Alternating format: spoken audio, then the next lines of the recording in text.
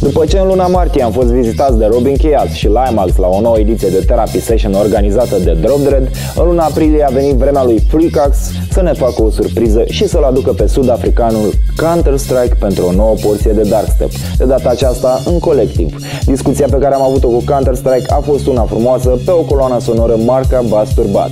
Îi mulțumesc lui Călin cu această ocazie. Să urmărim materialul.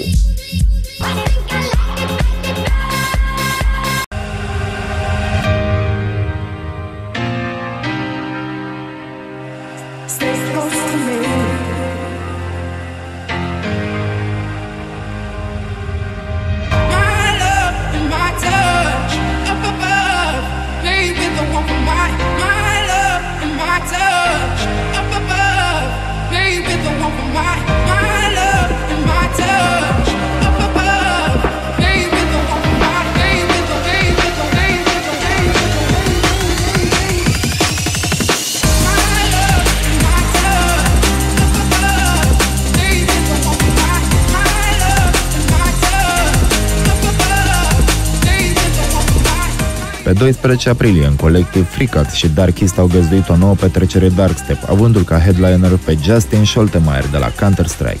Numele Counterstrike reprezintă și pionieratul muzicii drum and bass în Africa de Sud.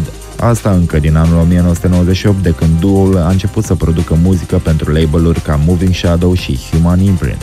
Counterstrike este cunoscut pentru compoziția brutală de metal, techno și tech-step și de asemenea pentru gig-urile Therapy Session în care mixează. What's your impression on Romanian drum and bass public? Well, it's been pretty varied. I've played for a different bunch of promoters and lots of different people, but always had a good time here, and yeah, always been good. How did you begin your musical career? Well, back in the day, I heard a band called Godflesh. They're like an old industrial band from the late 80s. And you know, when I saw what was possible to do with a guitar and a drum machine, I thought I can do this, you know. And so I bought a guitar and drum machine. I got one for my birthday and one for Christmas. And so I started to, you know, play in clubs and so my musical journey started. Yeah.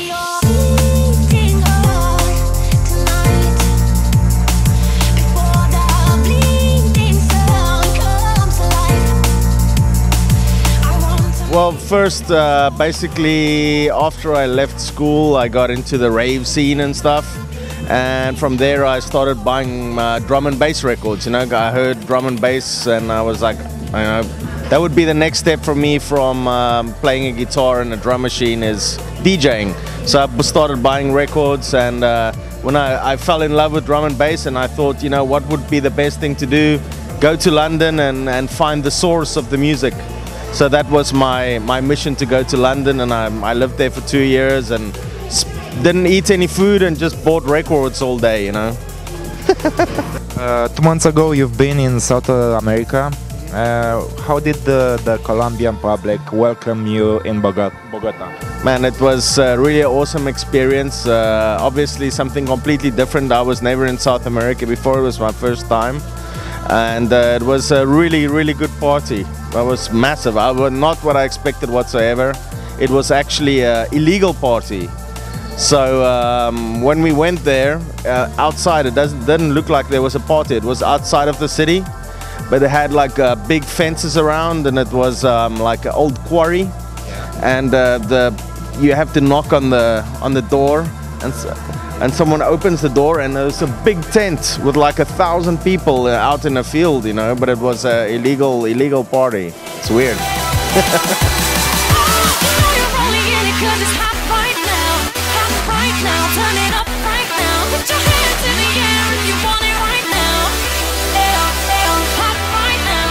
What advice will you give to a kid who wants to start a DJing career, DJ producer career?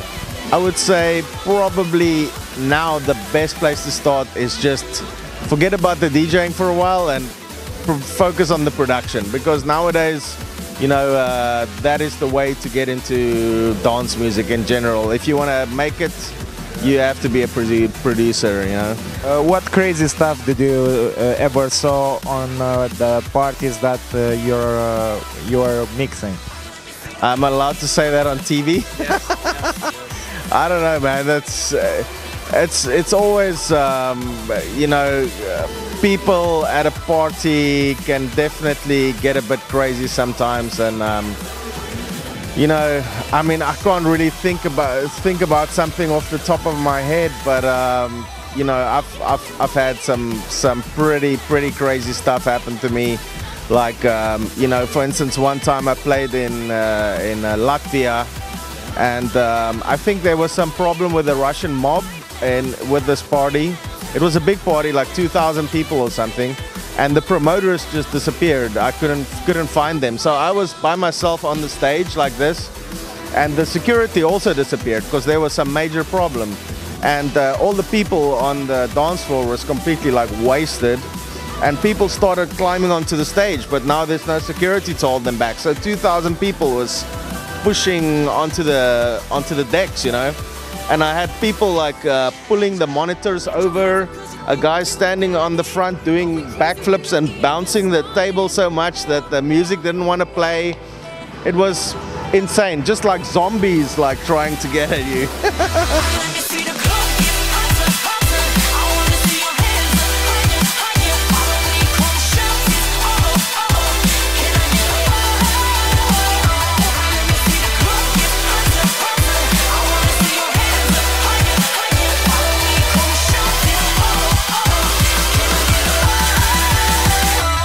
What can you tell us about your last Prospect release? Well, I've been working with Thrasher from Prospect for a long time, and he was one of the first people that ever booked me to play in Europe. And of course, he's one of the guys that pushed the hardcore and drum and bass crossover, which is now referred to as crossbreed by people. You know, he's the one that pushed that sound, and he asked me, you know, to do a release. And obviously when I do a release for him, that's the kind of thing that I try and go for, is the Dutch hardcore, you know. So Gabber, exactly. So it's always fun to do that. It's not what I usually do, and the real drum and bass scene, like the UK drum and bass scene, the more formal scene, they don't really like this kind of gabber stuff in drum and bass. Actually, they hate it, you know. So I try, you know, for me, I like breakbeats. That's the reason I got into drum and bass. So that's what I focus on. But every now and then I'd like to have a little bit of gabber, you know, just for fun, you know. This is Counterstrike, and you're watching I Think I Like It on UTV.